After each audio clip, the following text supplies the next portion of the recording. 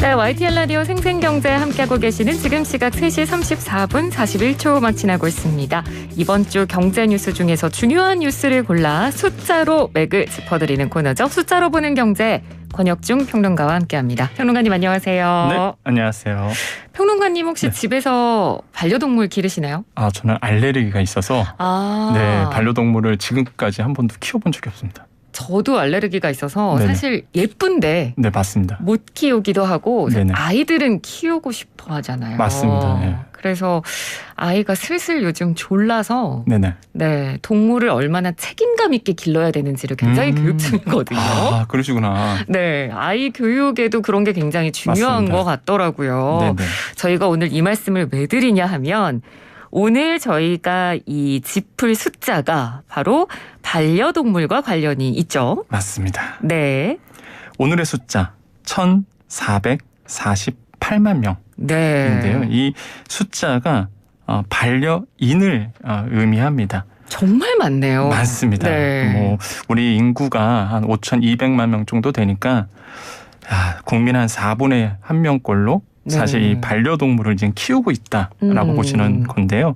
이 자료는 이제는 KB 경영연구소가 2021 한국 반려동물 보고서에서 최근에 보고서에 나온 내용입니다. 그렇기 때문에 정말로 많은 분들이 이제 반려동물을 키우고 있다라고 볼 수가 있겠고요. 네네. 좀 특징적인 게 보고서를 봤는데 이렇게 반려가구의 절반 이상이 다 서울 수도권에 살고 있다는 게 약간 좀 특이하다라고 말씀을 드립니다. 네. 그래서 서울이 한 131만 가구 정도 되고요. 경기, 인천이 한 196만 가구 해서 54%가 서울, 경기에 이제 좀 있어요. 왜 그럴까요? 아무래도 이제 반려동물 좀 이따 이제 말씀드리겠지만 반려동물을 요즘 키우는데 사실 굉장히 많은 돈이 들어갑니다. 네, 그렇죠. 네, 그러다 보니까 이러한 부분도 아마 무시를 못하는 것 같다라고 생각을 해보겠고요. 네. 그 월 평균 반려동물 지출 현황도 있습니다. 여기 보면은 평균 한 14만 원 정도 월 들어간다 하더라고요. 네. 그래서 생각보다 좀 많이 들어가고 있고요. 반려동물 시장 규모도요. 사실 매번 커지고 있습니다. 매년. 그래서 올해는 한 6조 원 정도가 넘을 것으로 지금 보고 있는데 이게 지난해 유아동복, 그러니까 유아용품 전체를 봤을 때 4조 원 시장이었거든요. 그러니까 이거는 아이들 시장보다 이거 반려동물 시장이 더 커지고 있는 이런 모양새로 지금 가고 있어서 그럼 엄청난 정말로 반려동물이 커가고 있다, 시장들이. 네. 그러한 이유로 봤을 때 역시나 펫콕 쪽이라고 얘기하는 펫콕 쪽이요? 네, 바로 우리가 코로나19 때문에 집안에 있는 시간들이 굉장히 많아졌잖아요.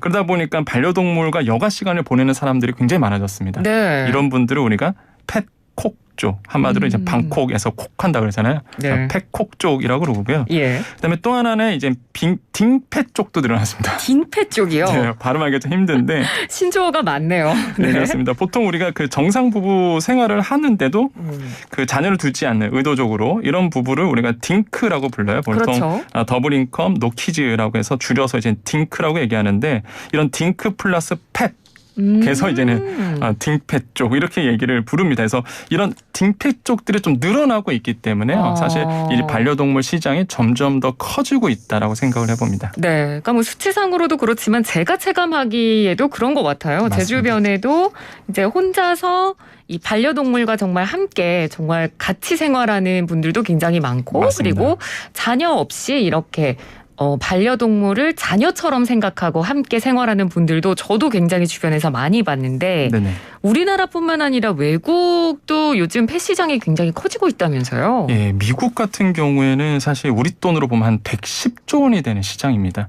정말로 반려동물 시장이 엄청나게 큰 시장이고요. 네. 중국도 만만치가 않습니다. 중국도 그러니까 떠오르는 신시장이라 보시면 되겠는데 반려동물 수가 이제 사상 처음으로 굉장히 많아져서 33조 원 시장으로 이제 급부상하고 있는 시장이 바로 중국 시장이다라고 보시면 되겠고요. 네. 조사를 해봤더니 지난해 상반기 반려견과 반려묘, 그러니까 고양이죠, 1인당 소비 금액이 우리 돈으로 70만 원을 넘었다고 합니다. 굉장한 큰 지출을 사실 중국도 이제 하고 있다, 이렇게 보셔서 우리나라뿐만 아니라 전 세계적으로 이런 반려동물과 함께 생활하고 있는 분들이 더욱더 많아지고 있다. 사실 우리가 보통 강아지라 그러면 좀 기분 나빠하시더라고요.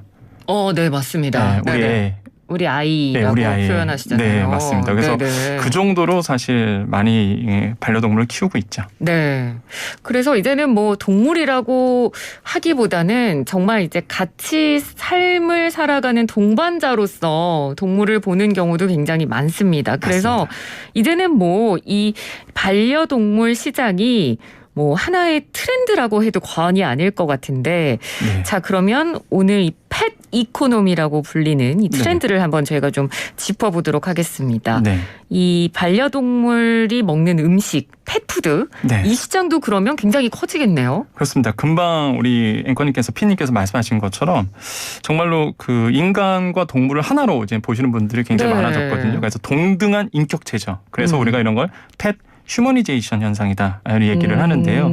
그러다 보니까 우리 애기한테 밥을 먹이는데 싼 거 먹이면 안 되겠죠. 그래서 프리미엄 사료가 굉장히 각광을 받고 있습니다. 아, 그렇군요. 요즘에는 뭐 삼계탕 먹이고요. 삼계탕이요? 네.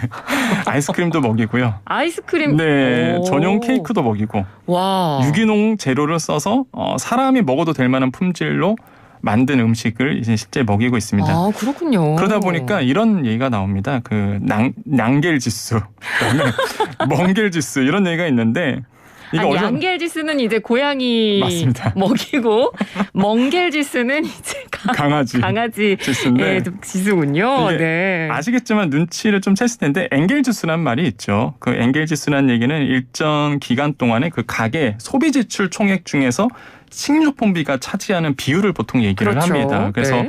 만약에 이제 엔겔 지수가 높다. 그러니까 말 그대로 내가 이제 소비하는 것 중에서 식료품 먹는 거에 많이 들어가는 거거든요. 네. 그러다 보니까 상대적으로 소득이 이제 작으신 분들이 그렇게 됩니다. 왜냐하면 소득이 작다 보니까 이제 먹는 건 똑같거든요, 사람이. 그렇죠. 먹는 건 똑같고 그럼 지출이 늘어난다는 얘기는 네. 그게 비율이 커진다는 얘기는 소득이 작다는 얘기거든요, 상대적으로 봤을 때. 그러다 보니까 엔겔 지수가 높다. 그러면 이제 극빈층을 얘기하고요. 네. 엔겔 지수가 낮다. 그 이제 상위층을 보통 얘기하는데 이것을 빗대어서 이제는 양겔 지수, 멍겔 지수 한마디로 내가 월급을 벌어서 우리 애기한테 밥을 먹이는데 내 월급 대비해서 이제는 아이 먹이는 프리미엄 네. 사료라든지 다양한 그 애기한테 먹이는 것들이 지출이 높아지다 보니까 그 비율이 커지는 거죠. 그래서 네. 우리가 보통 그래서 양겔지수, 멍겔지수 이런 얘기가 이제 생기고 있습니다. 단어가 굉장히 귀엽습니다. 네. 양겔지수, 멍겔지수.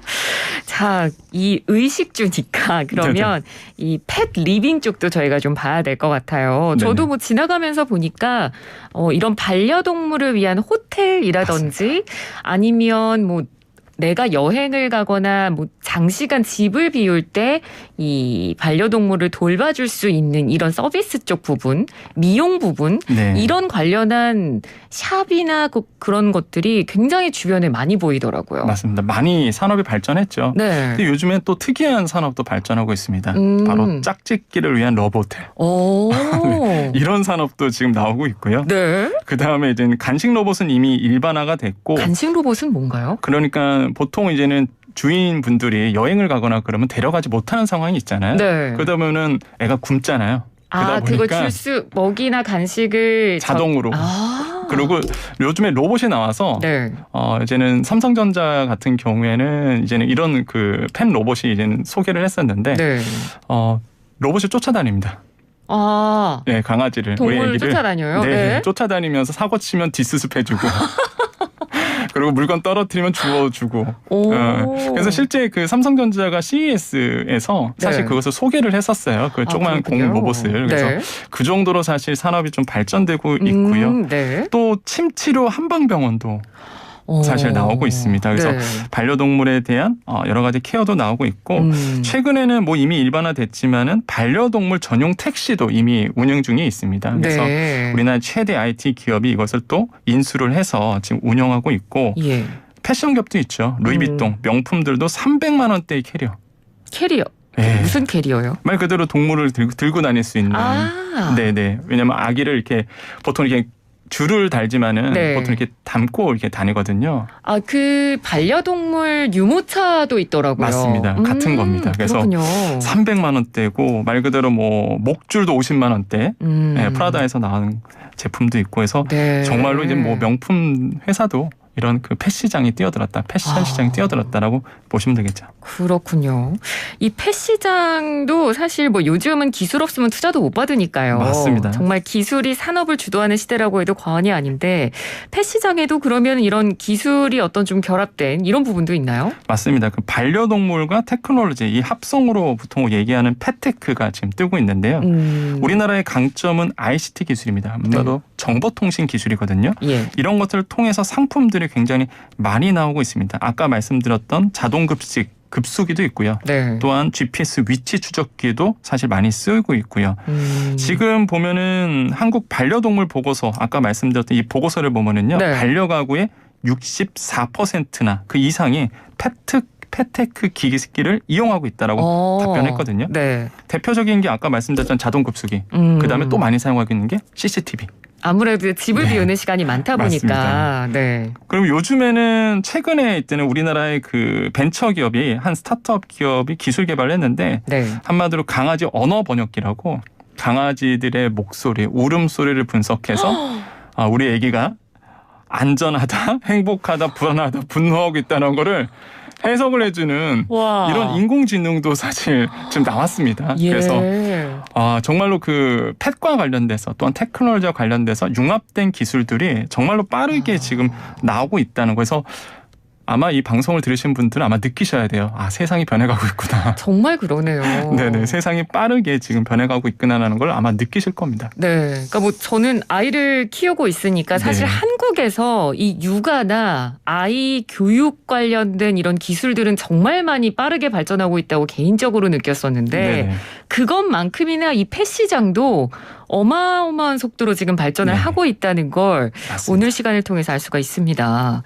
자, 그리고 주변에서 이제 제가 반려동물 키우시는 분들 보면 가장 좀 힘들어하는 부분이 이제 반려동물이 아프거나 맞습니다. 이럴 때 병원비가 사실 굉장히 비싸잖아요. 네네. 이 부분에 대한 고민을 토로하는 분들을 많이 봤는데 관련한 뭐 금융상품이나 보험 이런 것들도 이제 요즘 나오기 시작했죠. 맞습니다. 금융계 쪽에서 이거를 놓칠 리가 없거든요. 시장이 커지다 보니까 당연히 이제 금융상품들도 속속 출시되고 있습니다.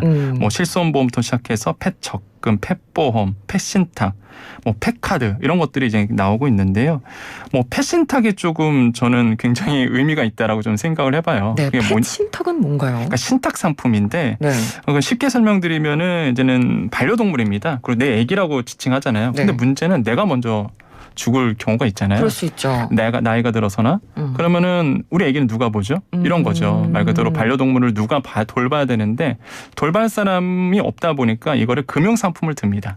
한마디로 내가 신탁 상품을 들어서 내가 없더라도 내가 모아둔 이 신탁금으로 누군가가 밥을 주고 케어해주고 그렇게 해서 돌보는 거거든요. 이게 이제 펫 신탁 상품인데 해외에서 인기를 많이 끌고 있고요. 보통 2천에서 3천만 원 정도의 규모로 신탁 상품을 운영하고 있습니다. 그러다 보니까 그러면 이런 경우가 생겨요. 제대로 돌보는 건지 나는 모르잖아요. 나는 없으니까. 그러다 보니까 이제 금융사에서 책임을 지고 변호사를 동원해서 필요한 관리를 하고 있습니다. 해외 같은 경우에는. 그러니까 굉장히 특이한 상품이기도 하고요. 정말로 정말 세상이 좀 변해가고 있다는 게 사람도 아닌데 정말로 이제는 애라고 보기 때문에 이런 상품들도 이제는 나오고 있다라고 생각을 해봅니다. 네, 그만큼 이제 반려동물이 우리 일상생활 속에서 큰 부분을 차지하고 있다는 반증일 테고요. 맞습니다. 그런데 문제는 이럴수록 버려지는 동물들도 굉장히 많다는 게 굉장히 문제입니다. 맞습니다. 이 동물들로 인한 사회적 비용도 지금 증가되고 있죠. 그렇습니다. 그 농림축산검역본부의 자료를 좀 갖고 와봤는데요. 2020년 반려동물 보호복지 실태조사에 따르면요. 지난해 구조되거나 보호된 유기동물이 13만 400마리라고 합니다. 엄청나게 많아요. 그러니까요. 그래서 이거마저도 280개 동물보호센터에서만 파악한 거지 사실 동물보호센터 이외로 본다 그러면 훨씬 더 많다고 보시면 되겠고요. 그만큼 이제 반려묘나 반려견을 키우시는 분들에게는 책임도 요구되어진다. 맞습니다. 왜 그러냐면 제가 좀 자료를 봤더니 유기동물 보호 형태 현황을 좀 봤습니다. 반 이상이 어떻게 되냐면 되면 죽습니다. 네, 여기에 왔던 많은 동물들이 자연사가 한 25% 되고요. 안락사가 20% 되거든요. 네. 합치면 한 45%가 되죠. 그러니까 정말로 반 정도가 이 보호센터에서 사실 이제 죽게 되거든요. 그러다 보니까 이런 안타까운 현실이 지금의 대한민국의 현실이다라고 봤을 때에 네. 정말로 이 반려동물을 키우시는 분들은 책임감도 같이 요구되어진다라는 사실 다시 한번 좀 강조를 해드리겠습니다. 네, 그러니까 말로만 우리 애기라고 표현할 게 아니라 맞습니다. 정말 반려동물과 함께 생활하시려면 정말 내 아이만큼의 큰 책임이 따른다는 거 반드시 기억을 하셔야 될 것 같습니다. 맞습니다. 자, 저희가 첫 번째로 이 펫 시장이 얼마나 커지고 있는지를 이 동물을 키우고 있는 인구수로 저희가 첫 번째로 알아봤고요. 두 번째 숫자는 6월이네요. 네, 6월에 달라지는 제도들도 준비해 주셨다고요? 맞습니다. 그 6월에 꼭 아셔야 되는 이제 마감이 되는 제도들이 좀 있습니다. 그래서 꼭 신청 안 하신 분들은 하셔야 되겠는데요. 네. 일단은 먼저 시작하는 제도부터 말씀드리겠습니다. 실종 경보 문자 제도가 도입이 됩니다. 이게 뭐냐면 간단하게 설명드리면은 그 실종 아동들 있잖아요. 네. 이런 분들에 한해서 우리가 재난 문자를 받듯이 경찰청에서 바로 실종 아동 문자를 쏘게 됩니다. 그래서 실시간으로 이제 받아볼 수가 있게 되는 제도라고 보시면 되겠고요. 이러한 제도는 내일부터 시행이 됩니다. 그래서 이게 평균 그 지난해 12월 개정된 실종 아동법에 따른 후속 조치다라고 보시면 되겠는데요. 네네. 빨리 찾는 게 중요하거든요. 실제 통계에 그렇죠. 의하면 거의다가 만약에 아이를 잃어버리게 되면 실종인이 되면은 99%는 찾는다고 합니다. 그런데 만약에 실종 기간이 길어질수록 그렇죠. 그러면 그렇습니다. 못 찾을 확률이 네. 굉장히 크고요. 네. 그만큼 빨리 찾는 게 중요한데 그러다 보니까 이런 재난 문자를 통해서 재난 문자 같은 이런 실종 경보 문자 체계를 통해서 빠르게 확인할 수 있다는 것. 근데 이렇게 되면은 문자 또 오는 거 아니야? 이런 분들도 있으세요. 네. 그래서 걱정할 필요가 없는 게 송출 시간은 오전 7시부터 오후 9시까지만 제한이 되고요. 그마저도 같은 지역 내에 1회 발송을 원칙으로 하고 있습니다. 그래서 너무 사생활 보호라든지 아니면 사생활 침해라는 부분에 대해서는 걱정 안 하셔도 되겠다라고 말씀을 드리겠습니다. 네. 자, 그리고 또 어떤 제도 있나요? 저희가 알아둬야 될 거. 네, 그 5개 광고 사업자 책임보호 의무화가 6월 10일부터 들어가는데요. 네. 이게 뭐냐면은 여러분 지나다니다 보면은 이제 간판들이 보이실 거예요. 근데 장마철이나 폭풍 오면 되게 불안하잖아요. 떨어질 수도 있고요. 네, 내가 다치지 않을까? 예. 과거 같은 경우는 사실 책임 소재가 모호했었고요. 그 다음에 이거를 책임을 주려고 해도 돈이 없어서 그 관리자 주체가 이런 부분이 있었는데 네. 무조건 이제는 책임보험을 들게 합니다. 5개 광고 사업자가 이 책임보험을 들게끔 만드는 제도거든요. 이게 네. 10일부터 시행이 되고요. 그렇게 되면은 입간판, 현수막 등 사고 위험이 있는 그 유동 광고물이 포함되기 때문에 네. 지나가다가 내가 예를 들어서 다쳤다라고 그러면 이 책임보험을 통해서 이제 보상을 받을 수가 있는 것이죠. 그래서 단 벽보나 전단은 이 해당에서 제외가 됩니다. 이거는 이제 위험한 소지가 맞습니다. 없으니까 그렇겠죠. 네. 그래서 보통 지금 보상 한도를 보니까 사망이나 휴장애가 있는 경우 피해자 1명당 1억 5천만 원, 상해는 3천만 원 범위 내에 재산상속에는 한 건당 3천만 원씩 이렇게 돼 있거든요. 네. 근데 우려스러운 부분이 하나가 있죠. 그게 바로 이제는 보험 사기. 또 불거질 가능성은 제가 봤을 때는 굉장히 많다. 그러니까 악용하는 사례들이 저는 나올 수 있다는 사실이 있기 때문에 네네. 이런 건 도덕적 리스크, 그러니까 도덕적 위험은 조금 지양해야 되겠다라고 해서 다시 한번 좀 강조를 해드리겠습니다. 네. 자, 그리고 마지막으로 우리 대학생들을 위한 유용한 정보도 있네요. 맞습니다. 그 대학생 국가장학금 1차 신청이 곧 끝납니다. 예. 17일 날 끝나거든요. 그러니까 이게 장학금입니다. 대출 상품이 아니거든요. 근데 이미 신청하신 분들도 계시겠지만 다시 한번 강조드리지만 17일까지 신청을 안 하시면 이게 못 받는 제도이기 때문에 네. 해당이 되시는 분들은 잊지 말고 17일까지 국가장학금 다음 한마디로 2학기분입니다. 2학기 국가장학금 1차 신청 마감 기한에 신청을 해주셔야 되겠다. 그래서 네. 오후 6시까지라고 다시 한번 말씀을 드리겠고요. 다음 주 목요일입니다, 여러분. 맞습니다. 네.